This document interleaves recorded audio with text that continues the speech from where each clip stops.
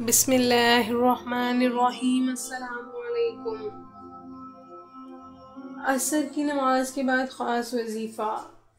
असर की नमाज के बाद का वजीफ़ा अल्लाहु ला इलाहा इल्ला हुवल हय्युल क़य्यूम। जो शख्स असर की नमाज के बाद आयतुल कुर्सी की सायत का विर्द करेगा, इसका दुश्मन खुद ब खुद हलाक हो जाएगा। जादू जिन्नात से हिफाजत मिलेगी, हर मुराद कुछ दिनों में पूरी होगी, हर दुआ कबूल होगी। रसूलुल्लाह सल्लल्लाहु अलैहि वसल्लम का फरमान मुबारक है कि आयतुल कुर्सी तमाम कुरानी आयतों की सरदार है और सूरह बकरा में सबसे ज़्यादा अज़मत वाली आयत आयतुल कुर्सी है।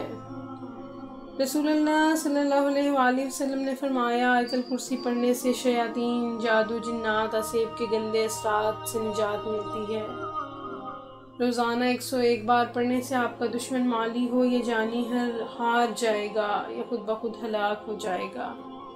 सुबह शाम 50 मरतबा पढ़ने से आपकी हर दिली मुराद पूरी होगी। रोज़ाना असर की नमाज के बाद 25 बार पढ़कर जो दुआ मांगेंगे इंशाअल्लाह कबूल होगी।